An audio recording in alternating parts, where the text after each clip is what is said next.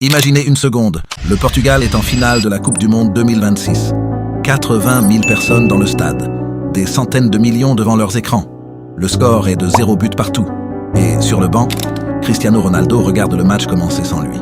Oui, Cristiano Ronaldo, le plus grand joueur de l'histoire du Portugal, l'homme aux 5 ballons d'or, le meilleur buteur de l'histoire du football, avec près de 973 buts et plus de 200 passes décisives. Le joueur qui a porté tout un pays pendant plus de 20 ans. Mais aujourd'hui, pour la première fois depuis une génération entière, le Portugal pourrait avoir plus de chances de gagner sans lui titulaire. Et le plus fou dans cette histoire, c'est que le joueur qui pourrait prendre sa place n'est même pas titulaire indiscutable au PSG.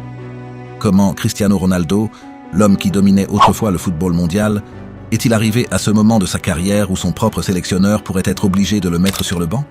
Et surtout, le Portugal aura-t-il le courage de prendre cette décision avant qu'il ne soit trop tard?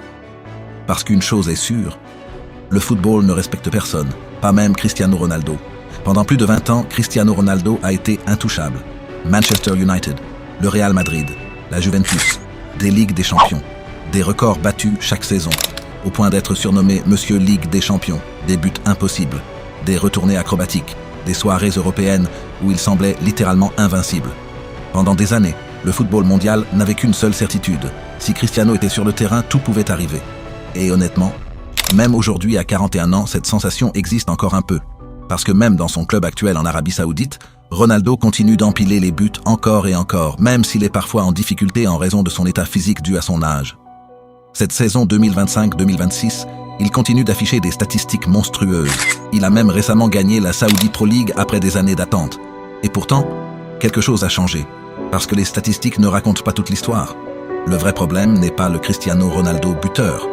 Le vrai problème, c'est le rythme du football moderne. Parce qu'une Coupe du Monde ne pardonne rien. Face à la France, face à l'Espagne ou encore face à l'Argentine, tu dois courir sans arrêt. Tu dois presser. Tu dois défendre. Tu dois multiplier les appels. Tu dois participer au jeu collectif pendant 90 minutes. Et c'est là que le débat commence. Car même si Ronaldo reste létal devant le but, il n'est plus ce monstre physique qui terrorisait les défenses du monde entier. Le joueur qui traversait tout le terrain balle au pied. Le joueur qui gagnait chaque duel de vitesse. Le joueur capable d'enchaîner les efforts pendant 120 minutes. Ce Cristiano-là n'existe plus. Et ce n'est pas une critique, c'est simplement le temps. Le football finit toujours par rattraper tout le monde, même les immortels. Mais alors, si Cristiano Ronaldo n'est plus le même, pourquoi le Portugal hésite-t-il autant? Parce qu'en face, il y a Gonçalo Ramos. Et c'est là que cette histoire devient fascinante. Parce que, soyons honnêtes, quand on parle de l'attaque du PSG, les premiers noms qui viennent à l'esprit ne sont pas forcément Gonçalo Ramos. Au Paris Saint-Germain, Ramos est souvent vu comme un remplaçant de luxe, un joueur précieux, un joueur utile, un joueur efficace. Mais pas forcément la superstar du projet. Et pourtant, à chaque fois qu'il entre, quelque chose se passe. Du pressing, des appels constants, des déplacements intelligents, une énorme activité sans ballon. Des courses qui ouvrent des espaces pour les autres. Le genre d'attaquant que les entraîneurs adorent, parce qu'ils travaillent pour l'équipe entière. Et soudain, une question commence à apparaître. Comment Gonçalo Ramos, qui n'est même pas titulaire indiscutable au PSG, pourrait-il envoyer Cristiano Ronaldo sur le banc avec le Portugal? La réponse est simple. Parce que les sélections nationales ne fonctionnent pas toujours avec les plus grands noms. Elles fonctionnent avec les meilleurs équilibres. Et parfois, le football moderne demande des qualités différentes. En réalité, le premier énorme signal était déjà arrivé en 2022. À ce moment-là, Cristiano Ronaldo restait encore l'icône absolue du Portugal. Le capitaine, le leader, le joueur autour duquel toute une génération avait grandi. Mais pour la première fois depuis presque 20 ans, quelque chose semblait différent. Son influence sur le terrain commençait à être remise en question. Et plus la compétition avançait, plus la tension devenait visible. Les médias portugais débattaient chaque jour de son rôle. Les supporters étaient complètement divisés. Certains pensaient qu'on devait continuer à construire l'équipe autour de Ronaldo par respect pour sa légende. D'autres commençaient à croire que le Portugal avait besoin d'un football plus rapide, plus intense, plus collectif. Puis arrive ce fameux 8e de finale contre la Suisse. Et là, Fernando Santos prend une décision historique. Cristiano Ronaldo commence sur le banc, une image presque irréelle pour le monde du football. Et pour le remplacer, il choisit un jeune attaquant encore peu connu du grand public, Gonçalo Ramos. À ce moment-là, personne ne pouvait imaginer ce qui allait suivre. Le match commence, et soudain vité. Gonçalo Ramos inscrit un triplé historique à seulement 21 ans. Le stade entre en folie. Les médias explosent. Et surtout, une question devient impossible à éviter. Le Portugal joue-t-il mieux sans Cristiano Ronaldo titulaire? Et c'est probablement à cet instant précis que Ronaldo a vécu le moment le plus dangereux de toute sa carrière internationale. Parce que pour la première fois, le débat ne reposait plus uniquement sur l'émotion, le respect ou la légende. Le débat devenait purement footballistique. Attention, tout ça ne veut absolument pas dire que Gonçalo Ramos est un meilleur joueur que Cristiano Ronaldo. Comparer les deux de cette manière serait presque absurde quand on connaît la carrière de Ronaldo. Son jeu de tête reste probablement l'un des meilleurs de l'histoire du football. Sa finition reste redoutable. Son expérience est gigantesque. Et mentalement, il continue d'avoir une influence énorme sur tout un vestiaire. Le danger n'a donc jamais vraiment disparu. Mais le problème du Portugal ne se situe plus uniquement au niveau du talent individuel. Le vrai débat concerne désormais le fonctionnement collectif de l'équipe. Parce que le Portugal de 2026 n'est plus le Portugal de 2016 ou de 2018. Aujourd'hui, cette sélection possède une génération incroyablement dynamique et technique. Nuno Mendes, Bruno Fernandes, Rafael Leão, Vitinha ou encore João Neves représentent un football moderne basé sur l'intensité, le pressing et les déplacements constants. Et dans ce type de système, chaque joueur doit énormément travailler sans ballon. Et malheureusement pour Ronaldo, ce que Ramos apporte sans ballon est devenu essentiel dans le football moderne. Or, Cristiano Ronaldo ne peut probablement plus maintenir cette intensité pendant 90 minutes complètes. Pas à son âge. Pas au niveau physique demandé aujourd'hui. Et c'est probablement la phrase la plus difficile à accepter pour beaucoup de fans de CR7. Parce qu'au fond, le vrai problème du Portugal n'est peut-être même pas le niveau actuel de Ronaldo. Le vrai problème, c'est le poids immense de son nom. Quand Cristiano Ronaldo est titulaire, tout tourne automatiquement autour de lui. Les médias parlent de lui. Les adversaires pensent à lui. Les supporters attendent de lui qu'il soit encore le héros. Et parfois, cette présence gigantesque peut empêcher l'équipe de se libérer totalement collectivement. C'est ça, le véritable dilemme du Portugal. Comment préparer l'avenir quand la plus grande légende de ton histoire est encore là? Parce qu'au fond, aucun sélectionneur ne veut entrer dans l'histoire comme l'homme qui a envoyé Cristiano Ronaldo sur le banc pendant sa dernière Coupe du Monde. Imaginez une seule seconde la pression gigantesque que cela représente. Les médias portugais analyseraient chaque décision minute par minute. Les supporters seraient divisés immédiatement.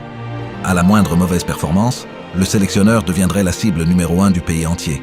Parce que Cristiano Ronaldo n'est plus seulement un footballeur.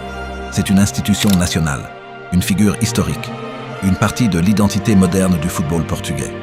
Pendant presque 20 ans, le Portugal s'est construit autour de lui.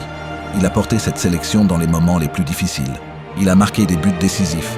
Il a ramené au pays des trophées que beaucoup pensaient impossibles à gagner. Grâce à lui, le Portugal a remporté son premier grand titre international avec l'Euro 2016, puis Ligue des Nations.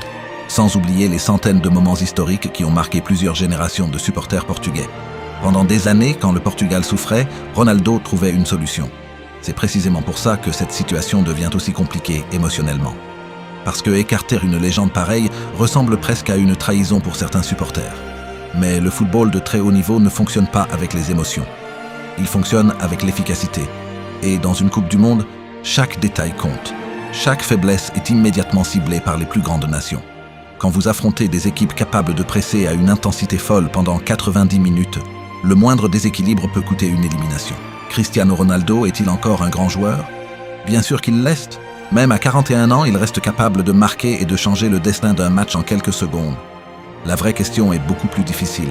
Le Portugal peut-il encore construire toute son équipe autour d'un joueur de 41 ans, dans le football moderne le plus exigeant du monde? Et pourtant, tout cela ne veut absolument pas dire que Cristiano Ronaldo doit disparaître de cette équipe du Portugal. Bien au contraire. Le vrai débat n'est peut-être même plus de savoir s'il doit jouer ou non. La vraie question est plutôt, quel est aujourd'hui le rôle idéal de Ronaldo dans une équipe qui veut gagner la Coupe du Monde? Parce qu'en réalité, son impact peut encore être énorme, mais différemment. Imaginez maintenant un autre scénario. Le match est tendu, 70e minute, le score est serré. Les défenseurs adverses commencent à fatiguer physiquement et mentalement. Les espaces deviennent plus grands, le rythme ralentit légèrement. Et dans le stade, tout le monde sent que le prochain but peut changer l'histoire du match. Et là, Cristiano Ronaldo se lève du banc. Et honnêtement, peut-être que c'est précisément dans ce rôle-là que le Portugal pourrait devenir le plus dangereux. Parce qu'un Ronaldo, utilisé intelligemment, reste une arme capable de détruire n'importe quel match. Sa finition, son placement, son jeu aérien et son expérience peuvent encore faire basculer une rencontre en quelques secondes. Mais la différence est immense. Il ne serait plus obligé de porter toute l'équipe pendant 90 minutes comme autrefois. il deviendrait plutôt une arme décisive, utilisée au moment parfait. Un joueur capable d'entrer quand les espaces apparaissent, quand les défenseurs sont fatigués, quand la pression mentale devient énorme. Et peut-être que le plus grand sacrifice de toute la carrière de Cristiano Ronaldo serait justement d'accepter cette évolution. Parce qu'au fond, cette histoire dépasse largement le football.